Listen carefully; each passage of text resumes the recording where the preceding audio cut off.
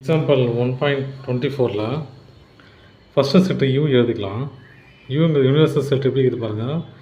X belong to real numbers இல்லையா, இசட்னா real numbers, அது plus minus zero எல்லாம் சேர்ந்து வரும் இல்லையா. இங்கே என்ன சொல்கிறாங்க, -2லேருந்து +10 வரைக்கும் இருக்குதுன்றாங்க. அப்போ -2 -1 0 1 2 3 4 5 6 7 8 9 10 ஆச்சுங்களா. ஏங்கிற செட்டில் என்ன எப்படி இருக்குது பாருங்கள். ஏங்கிற செட்டு பி வந்து -1க்கும் -1ம் அப்புறம் +4 வரைக்கும் இருக்குது. பிங்கிறது எங்கே -1 +4 வரைக்கும் இருக்குது. நம்ம அதை கண்டுபிடிக்கணும். இப்போது எக்ஸ் ஈக்குவல் டு பிங்கிறது எதுலேருந்து எது வரைக்கும் இருக்குது, -1லேருந்து +4 வரைக்கும் இருக்குது இல்லையா. -1 0 1 2 3 4. இப்போ எக்ஸ் வேல்யூவை கண்டுபிடிக்கணும். எக்ஸுன்னு எக்ஸ் ஈக்குவல் டு 2p + 1 இல்லையா. முதல்ல p ஈக்குவல் டு -1 போட்டு பார்க்குறேன். போட்டு பார்த்தா எக்ஸ் என்னவோ மாறுது, 2 × -1 + 1 ஈக்குவல் டு -2 + 1 ஈக்குவல் டு -1 ஆச்சுங்களா.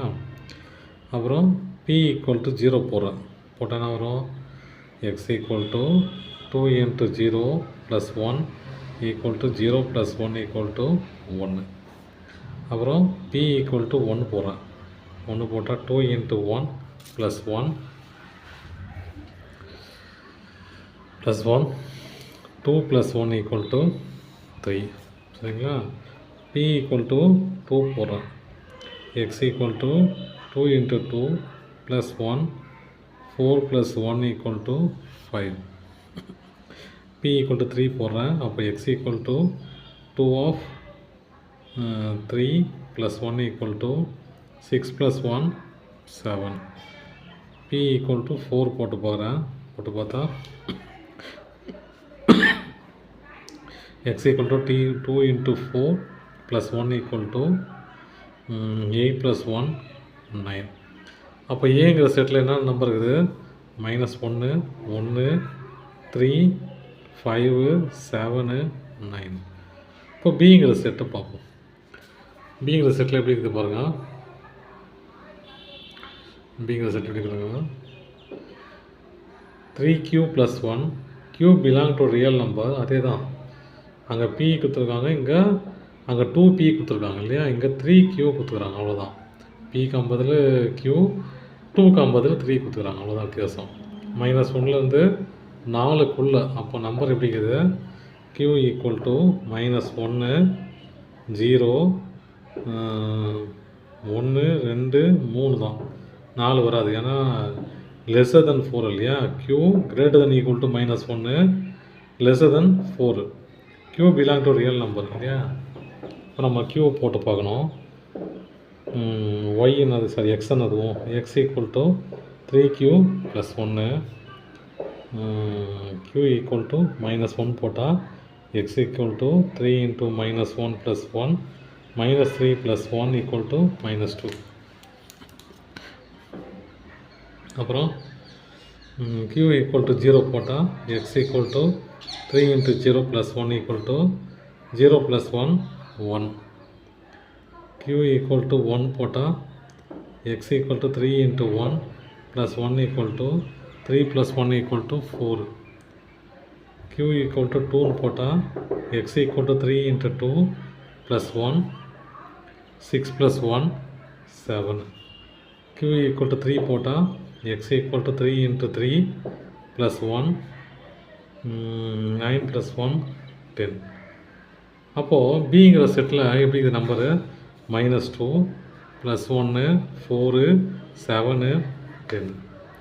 இப்போ கண்டுபிடிச்சாச்சு இல்லையா. அப்போ டிமார்கன்ஸ் லாவை நம்ம ப்ரூவ் பண்ணலாம். முதல்ல அந்த செட்டு நமக்கு தெரியணும் இல்லையா, அதில் தான் கண்டுபிடிச்சோம். இப்போது ஃபஸ்ட்டு ரூல் என்னது, A union B old dash equal to A dash intersection B dash இல்லையா.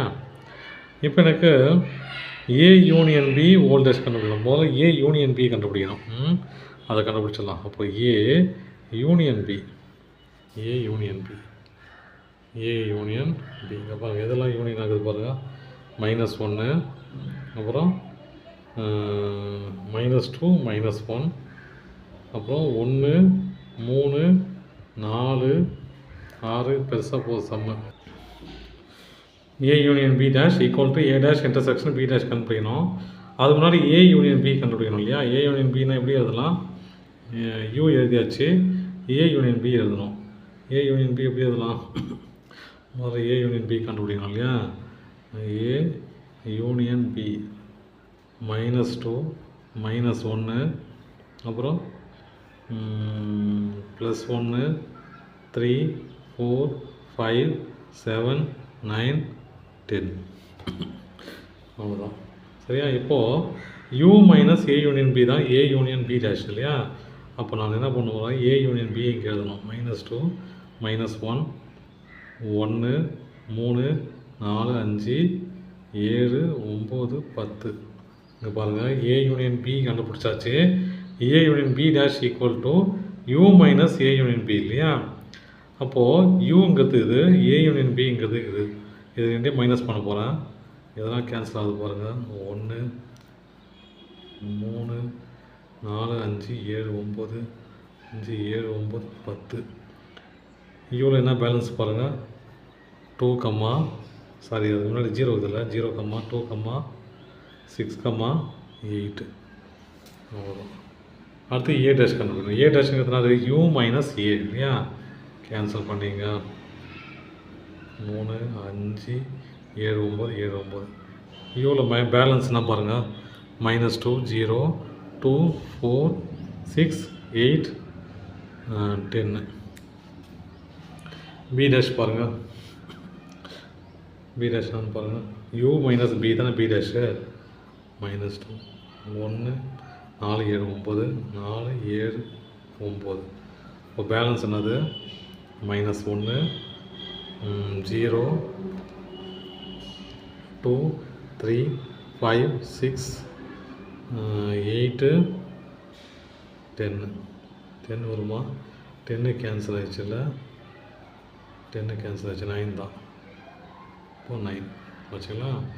இப்போது A dash intersection B dash கண்டுபிடிக்கணும். A dash intersection B dash ரெண்டு இன்டர்செக்ஷன் எங்கே அது பாருங்கள். 0 2 0 2 6 8 0 2 0 2 6 8.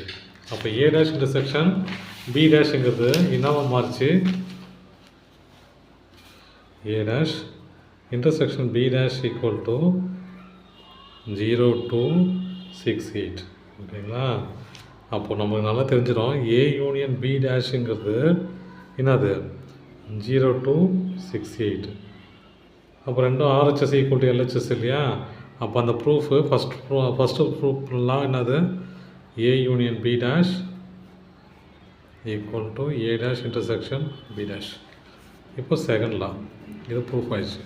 செகண்ட் லா என்னது? A intersection B dash equal to A dash union B dash. முதல்ல A intersection B கண்டுபிடிக்கணும் இல்லையா? ஏ இன்டர்செக்ஷன் பி என்னது? முதல்ல ஏ இன்டர்செக்ஷன் பி என்னன்னு பாருங்கள்.